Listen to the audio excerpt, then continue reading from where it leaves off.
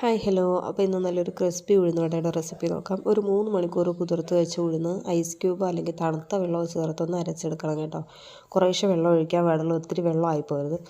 അതിലേക്ക് ഒരു 2 സ്പൂൺ അരിപ്പൊടി വേണമെങ്കിൽ ചേർത്താൽ അതില്ലെങ്കിൽ സ്കിപ്പ് ചെയ്യാം കേട്ടോ. ഞാൻ അരിപ്പൊടി ചേർത്തിട്ടുണ്ട്. അപ്പോൾ അരിപ്പൊടി ചേർത്ത് 2 മണിക്കൂറൊന്ന് റെസ്റ്റ് ചെയ്യാൻ വെക്കണം. അപ്പോൾ ഞാൻ അതിലേക്കുള്ള ബാക്കി ഇൻഗ്രീഡിയൻസ് എല്ലാം 2 മണിക്കൂർ റെസ്റ്റ് ചെയ്തതിന് ശേഷമാണ് കേട്ടോ ചേർക്കുന്നത്. ഒരു സവോള പൊടിയായിട്ട് അരിഞ്ഞത്, ഒരിത്തിരി കുരുമുളക് ചതച്ചത്, പിന്നെ ചെറിയ ഒരു പച്ചമുളക്, ഇഞ്ചി ചെറുതായിട്ട് അരിഞ്ഞതും, പിന്നെ കറിവേപ്പിലയും. കുരുമുളക് മുഴുവനും ഇടുന്നവരും ഉണ്ട് കേട്ടോ. ഞാൻ പിന്നെ ചതച്ച് ചേർത്തന്നേ ഉള്ളൂ. പിന്നെ കായവും ഇടും. എൻ്റെ കയ്യിൽ കായം ഇല്ലാത്തതുകൊണ്ട് ഞാനത് സ്കിപ്പ് ചെയ്തു. ഞാൻ യൂട്യൂബ് നോക്കി റെസിപ്പി നോക്കിയിട്ടാണ് കേട്ടോ ഉണ്ടാക്കുന്നത്. പല രീതിയിൽ ചെയ്യുന്നുണ്ട്. അതായത് പല രീതിയിൽ എന്ന് വെച്ചാൽ ഈ അരിപ്പൊടി ചേർക്കുന്നതും ചേർക്കാത്തതും ഉണ്ട് കേട്ടോ. ഞാൻ പിന്നെ ചേർത്ത്, കാര്യം കുറച്ചൊരു ക്രിസ്പിനെസ് കിട്ടാൻ വേണ്ടി. പിന്നെ ആവശ്യത്തിന് ഉപ്പും കൂടെ ചേർത്തിട്ട് നന്നായിട്ടൊന്ന് ബീറ്റ് ചെയ്തെടുക്കണം കേട്ടോ മാവ്. കുറച്ച് നേരം ഒന്ന് ഇളക്കണം. ഞാനിപ്പോൾ ഹാൻഡ് വിസ്ക് യൂസ് ചെയ്തതേ ഉള്ളൂ. സ്പൂൺ ഉപയോഗിച്ചായാലും ചെയ്യാം. നമ്മളിങ്ങനെ ബീറ്റ് ചെയ്യുമ്പോഴേ നമുക്ക് മനസ്സിലാവാം മാവ് നല്ല ഫ്ലഫി ആയിട്ടിരിക്കുന്നത്. അതായത് റെസ്റ്റ് ചെയ്ത് കഴിയുമ്പോൾ ഫ്ലഫി ആയിട്ടിരിക്കുന്ന. പിന്നെ ചിലർ ഇതെല്ലാം ഇതിലോട്ടുള്ള ഇൻഗ്രീഡിയൻസ് എല്ലാം ചേർത്തിട്ട് ഇതുപോലെ റെസ്റ്റ് ചെയ്യാൻ വെക്കുന്നതും കണ്ടു കേട്ടോ. ഞാൻ പക്ഷേ ഇങ്ങനെയാണ് ചെയ്തത്. പിന്നെ കൈ ചെറുതായിട്ടൊന്ന് നനച്ച് കൊടുത്തിട്ട് അത് നമുക്ക് ഉഴുന്നുവട ഒരു ഷേപ്പാക്കി എടുക്കണമല്ലോ. ഞാൻ ഫസ്റ്റ് ടൈമാണ് ഉഴുന്നുവട ഉണ്ടാക്കുന്നത്. എന്ന് വെച്ചാൽ ഞാൻ ഇതുവരെ ഒരിക്കൽ പോലും ഞാൻ ട്രൈ ചെയ്ത് നോക്കിയിട്ടില്ല.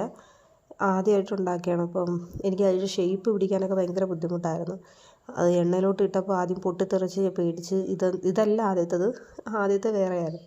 എന്തായാലും അടിപൊളിയായി. സൗണ്ട് ഞാൻ കേൾപ്പിക്കാം. ശബ്ദം കേൾപ്പിക്കുന്നത് പൊട്ടിച്ച്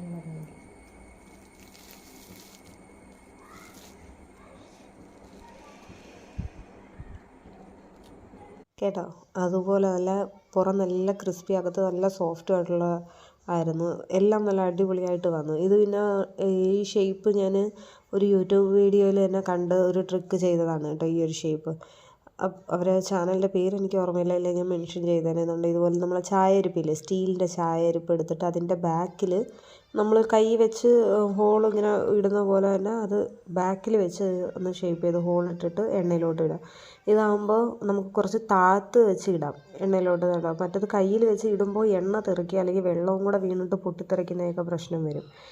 അങ്ങനെ ഒരു ഇതില്ലായിരുന്നു. അതുപോലെ ഉഴുന്നുവടയല്ല, നമ്മൾ എന്ത് ഐറ്റം ആയാലും പൊരിച്ചെടുക്കുമ്പോൾ എണ്ണയിലേക്ക് ഇടുന്ന സമയത്ത് എണ്ണ ഹൈ ഫ്ലെയിമിൽ വെച്ചിട്ട് അത് വേവാൻ വേണ്ടി സമയം കൊടുക്കുമ്പോൾ മീഡിയം ഫ്ലെയിമിലോട്ട് മാറ്റണം.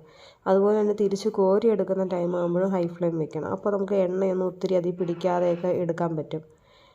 അപ്പോൾ എല്ലാവർക്കും ഇഷ്ടപ്പെട്ടു. നല്ല അടിപൊളിയായിരുന്നു. ഇവിടെ ഇക്കാക്ക് അങ്ങനെ ഉഴുന്നുവട ഇഷ്ടമേ അല്ല. അങ്ങനെ ചായയുടെ കൂടെ ആയാലും പുറത്ത് പോയാൽ പോലും അങ്ങനെ മേടിക്കുന്നത് കണ്ടിട്ടില്ല. പക്ഷേ നല്ല മുരിഞ്ഞ ഉഴുന്നുവട ആയതുകൊണ്ട് ഇക്കാക്ക് ഇഷ്ടപ്പെട്ടു. ഞങ്ങൾ സാമ്പാറും വെള്ളച്ചമ്മന്തിയും കൂട്ടിയാണ് കഴിച്ചത്. എല്ലാവരും നല്ല അഭിപ്രായം പറഞ്ഞു.